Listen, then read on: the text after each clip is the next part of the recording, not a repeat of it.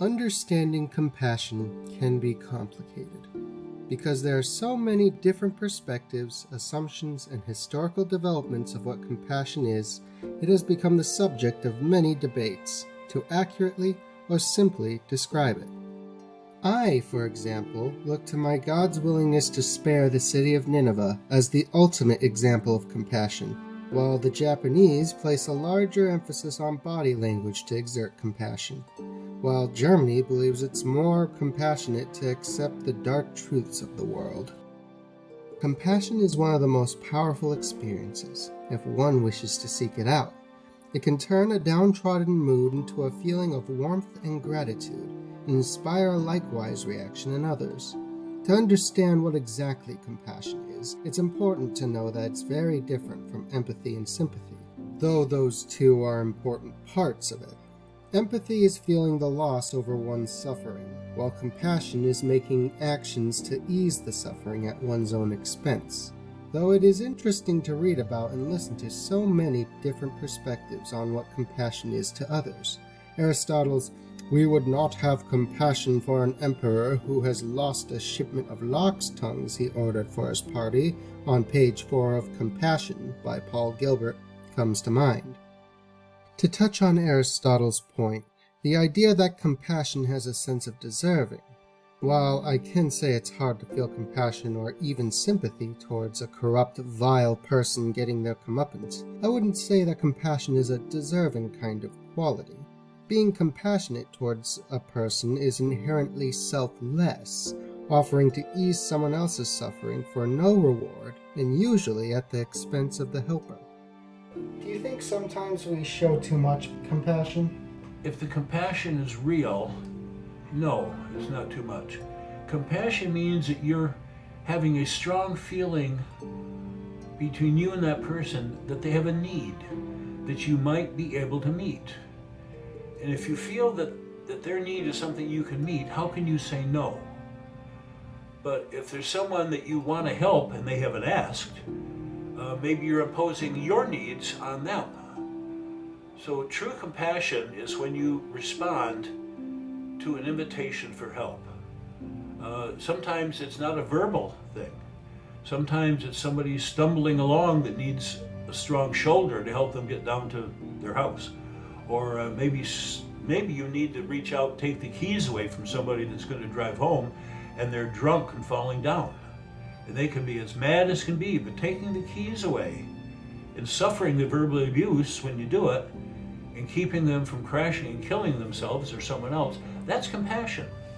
You're willing to take their displeasure and their vulgarity when they're so angry in their drunkenness, you're willing to take that. That's compassion.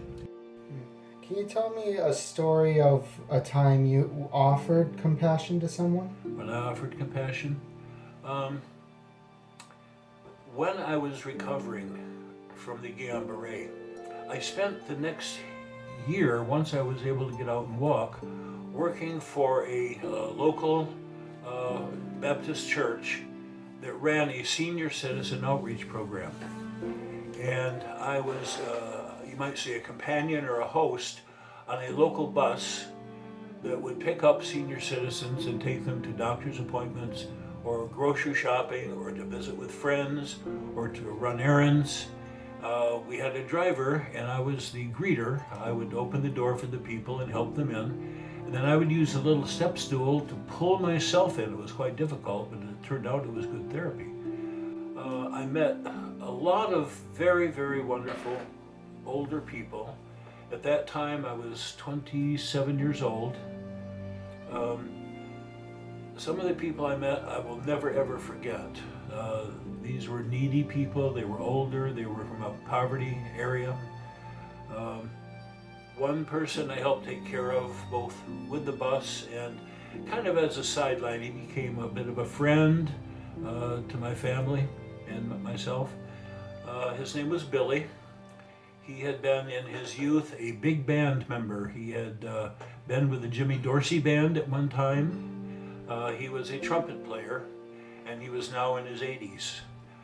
He was a very serious alcoholic. He had a lot of health problems, which were made worse by his drinking.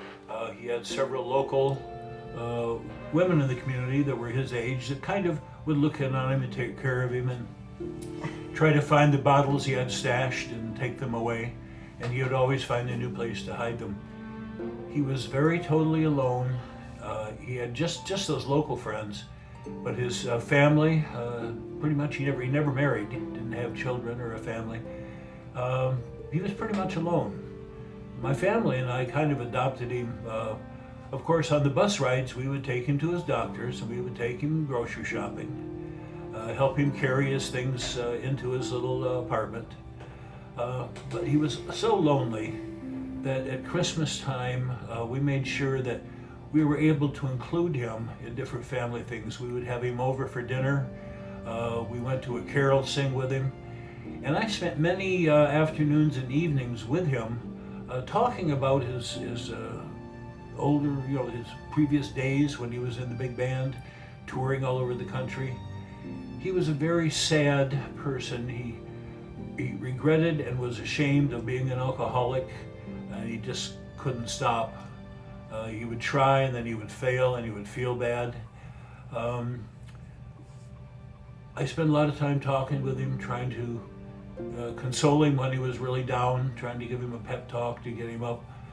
He was just a very, very nice man, and he was just so lonely. He just sometimes would just cling to us for attention. Even after I left that job as the bus host, I still would look in on him and spend some time with him, and I think it really helped him get through. A little after I went on to another career and didn't see much anymore, I found that he had died about a year after the last time I saw him. But I think that I helped make some of his last days happy. I think I cheered him up a lot. He never really felt in a good laughing mood, but sometimes we really had some fun conversations. He would still play the trumpet, and he was still just as good as he ever was, and he would love to just sit down and play some things for me. And then he played me some records that he had made when he was with some of the big bands. And I think when I spent the time with him, it gave him some happiness toward the end of his life. The compassion Terry showed to Billy towards the end of his life is a prime example of how true compassion is given. This doesn't mean that one has to adopt and live with someone to show compassion, but rather to be willing to listen to whatever kinds of pain the people are suffering through. Though you could say the perspective Terry gained during his recovery was developed and adapted into his life. Now imagine if we all worked together to show that kind of compassion on a worldwide scale. It is not only a positive experience, but a necessity, as Susan explains in her interview. I would like to ask you to tell me a story about a difficult time in your life when you received someone else's compassion. I guess when we had a car accident in West Virginia. Oh. We were hit head on, and some people that lived across the road from where we were hit came and took our dog and kept him for us while we went to the hospital. Oh. So when you remember the compassion that was shown to you, how do you feel about reliving that memory? Good. Can you be more specific? I don't feel good about reliving the memory of the accident, but the people that... When they helped you, when they took care of your dog. It made us feel good, and we've been friends with them ever since. A single act of kindness sparked a friendship that lasts a lifetime. Correct. Right? Do you think compassion is important? Yes. All right. In what ways? Well, if we don't look out for each other, nobody would ever get any help if they needed it. Yeah, we'd always be at each other's throats, right? We need more compassion in the world right now. You can at least take care of the people you can, and if, you take care of the people you can, that might inspire them to do the same. Right. I mean, if everybody took care of everyone they could, then we'd be in, a much nicer world, exactly. Don't you think? Without compassion, we would lose our sense of empathy, which would cost us our sense of kindness and ultimately our sense of love. This would also affect our next generation, since one can say what babies practice is what they become, reads page 177 of Gilbert's Compassion. People would be taught that to be compassionless is okay, and their empathy would be starved. Since compassion is a universally accepted concept that has existed since ancient times, as evidenced by the ancient bones of a cripple that would not have grown past the age of 30 without compassion from others, it should be noted that we could fix everything if we were just more compassionate towards each other. So why don't we? Because true compassion depends on motivation. People act upon their motivations. As Neal et al. Puts it in Gilbert's Compassion, motives are the core to meaning-making. This means that one's motive significantly influences their behavior, forms one's meaning in life, and affects their capacity for compassion. As Barbara shows in her interview, how a pure motivation to ease one's suffering can go a long way. Can you tell me a story of a time when you offered compassion to someone?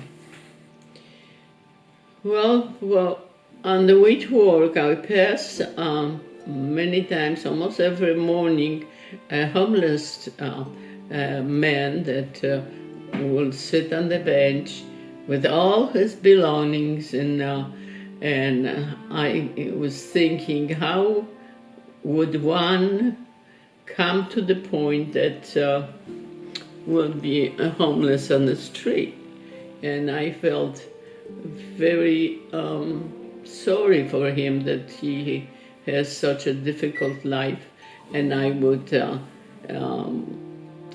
give a call. I found out his name, and I would, when I was passing by in a car, I would stop and give him some money, and I would say, make sure that you have a good dinner today.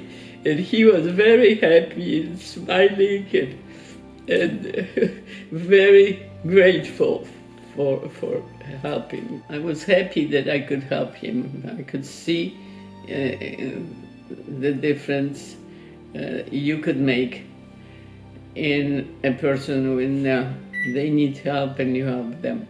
So that was very happy moment. Yeah, it ties back to what you said earlier. One good act always sparks another, right? That's correct. And I was thinking how blessed I was that I was in time in my life that I had everything I needed, and that I can help him. Yeah, that you had so much to give. And I need, yes, I was incapable financially to help him. So I decided once a month to drive by and help him. And that I was thinking at least once he can have a good meal. But I'm not sure what he was using the money for, but I was just happy to help him. Clearly you think compassion is important, right? It's extremely important. Okay, in what ways? Because if you, like I said, if you help people, then the people think and remember that, and when they had a chance to help somebody, then they will, most of the times, will do that. In helping that homeless man, Barbara had no other motivation other than to relieve the man's suffering. Though one could say acting with compassion to inspire someone else to do the same could be called a motivation, it is the selfless nature of the motivation that's important. So how does one become so selfless in the first place? To answer that for yourself, you would have to look back on how you were raised and what you were taught to believe is important. My Christian family taught me to love others as you would yourself. but there are other families who teach otherwise. If you are taught to believe conservative Protestants or toxic masculinity, believing those that are suffering because they are weak or deserving of it, then you probably treat others the same way. What we are taught about compassion is very important since it begins as innate, but how it is delivered is a learned experience. I would like to ask you to tell me a story about a difficult time in your life when you received someone else's compassion. Is that all right? Sure. Well, there's been a few times, like anyone else who's lived 72 years, where we've had people within my family that I loved quite a bit that were older, and naturally they passed on because they're older than us, and that always left a certain void, and it hurt a little bit. Well, can you pick like a significant one where a significant time in your life when you received someone's compassion?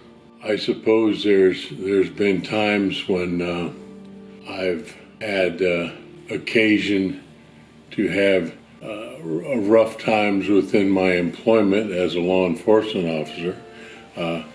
It sometimes calls upon you to have to make a decision with someone who is actually making it necessary for you to decide whether to use lethal force for a survival capability.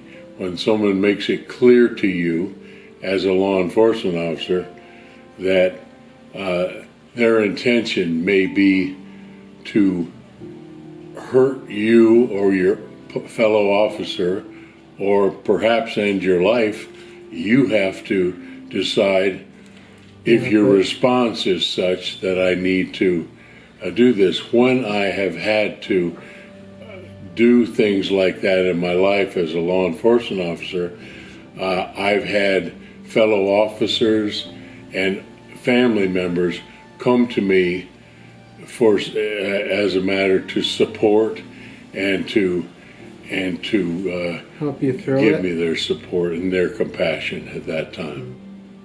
That's all right. That's good.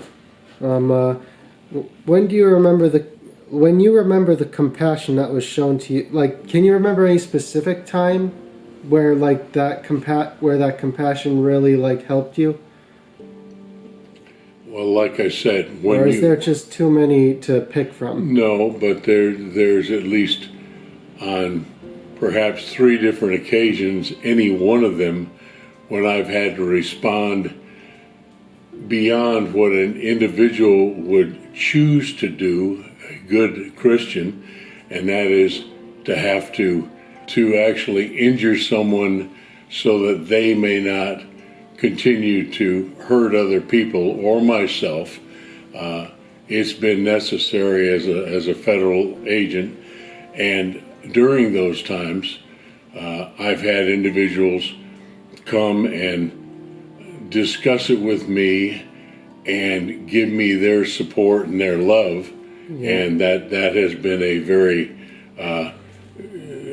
good thing, because it helps you identify and understand why something that you'd rather not have done is necessary, and they give you their support and their love. Do you think compassion is important? I think anybody who considers themselves a good Christian and a good person most definitely needs to incorporate compassion and understanding and patience with other individuals in order to be well grounded in ability to feel good about themselves.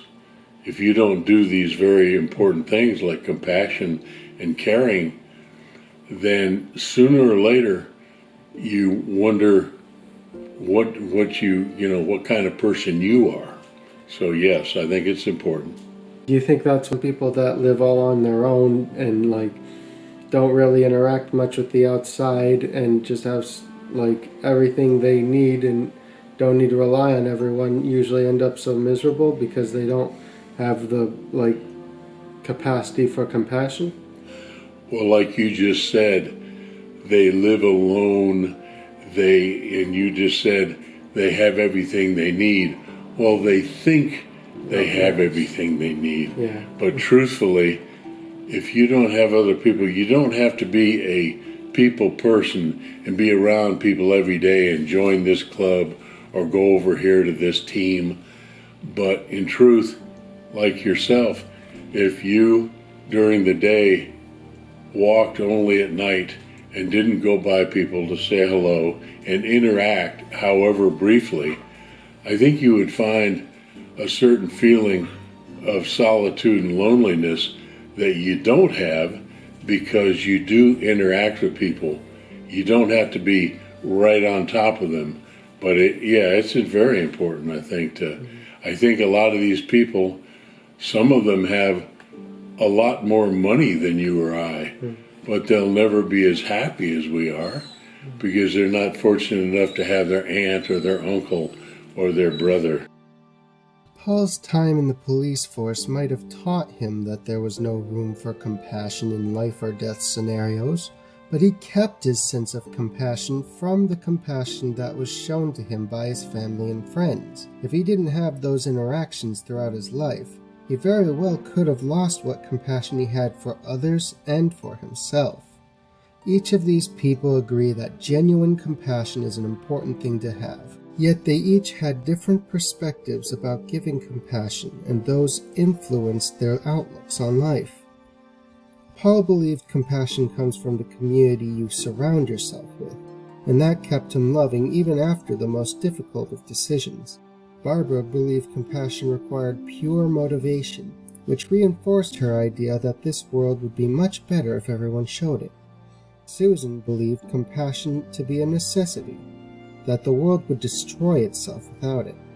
Terry believed that compassion was answering an invitation to help someone else, and that there is no true limit to true compassion.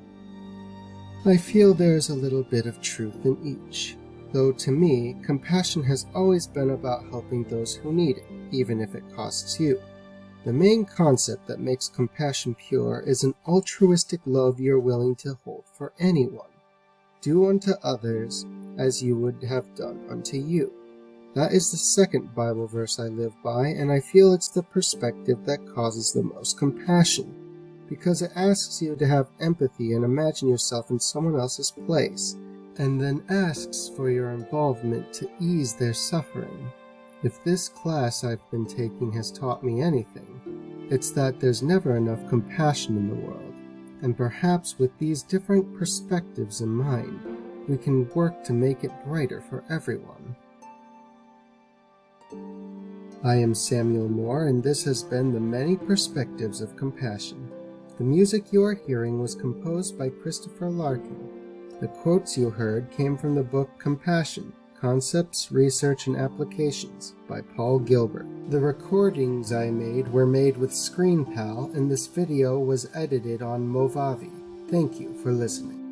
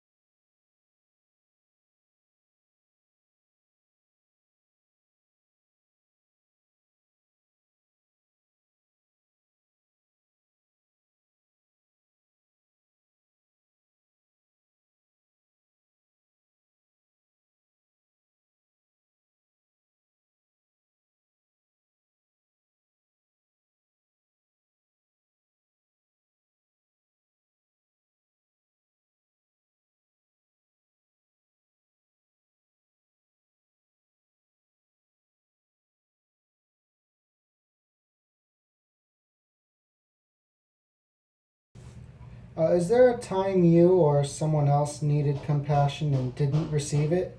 Why do you think that is? And why, like, and I'll ask you later. Why do you think that is? Well, I don't think that I ever had a time when I needed compassion and didn't receive it. I have known a lot of people over the years that were in very, very sad situations and dire straits and needed help, sometimes for problems that were of their own causing, and were problems that they perpetuated. But yet they still needed some human intervention. They needed someone to prop them up and to help them. The line of work that I did for a long time was working with people on the margins of society, drug addicts, alcoholics, people from Appalachia, especially up in where I lived, who had come up north looking for a better life, but had none of the education or training to really make it financially, and quite often ended up on the welfare rolls. Several times these people really needed, but there was no mechanism in our town other than giving them meal chits or giving them food stamps.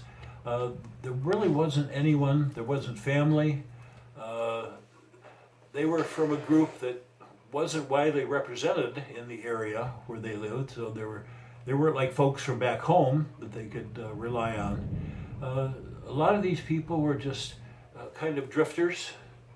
They would move from one apartment to another when their funds ran out. Sometimes they would go hungry, and there wasn't anybody right there to help them with a meal or help them with a ride to the doctor. These are people that just kind of survived. And in my capacity where I work, sometimes I could help them. I would get them a meal at a restaurant, or I could get them on a bus somewhere where they needed to go. Quite often I would help people get back down to Kentucky or Tennessee, back to their home country. But by and large, I met a lot of people on that job that just didn't have a support system. They didn't have anybody that really seemed to care. And they were kind of defeated, sometimes bitter. And I feel bad that it wasn't a situation where I could do more. Yeah, that kind of leads into my next question. Is there a time when you wish you would have shown more compassion, but you didn't? Oh, no. I think if there were times when I dismissed someone that needed a human touch, that wasn't how I was. Quite often, I've been involved with food banks and with senior citizen care and mental health. And a lot of times I just find myself being that person that was a caregiver. In 20 years in the mental health department of Michigan, I worked with a lot of families and a lot of children that had severe emotional and mental problems. And I gave a lot of hugs and I got a lot of hugs. It was just the kind of thing that it was the atmosphere I was in. It was part of the job. I was never discouraged from giving a hug or having someone cry on my shoulder. I was never discouraged from listening to an angry rant where I was the sounding board where somebody just went off in an angry rant about everything was so unfair, and I would not walk away. I would stay there. I would hear it. I would try to be understanding. That was part of the job, and that was kind of how I was. I wasn't going to run from someone that was sad or angry or hurt. And within limits, I did what I could to reach out on the job and both, in the community. Sometimes you can't do much for people. You have to try, and that's how I was. I see. But there isn't like a single person you can think of, or a single moment? That didn't get help? Yeah. Where you wish you'd shown more compassion? If not, then we can just move on. No, I can't think of anyone. All right, then. Do you think compassion is important? I think it's very important. It's people have got to find a way to touch other people, and you have to find a way to let people touch you. I've met a lot of people that did not want to admit that they needed help, and sometimes it just broke my heart that they just didn't want a hand. They just wanted to be left alone. And I don't think it was a mental problem. I just think that they were bitter and scared and they were kind of convinced that there wasn't much help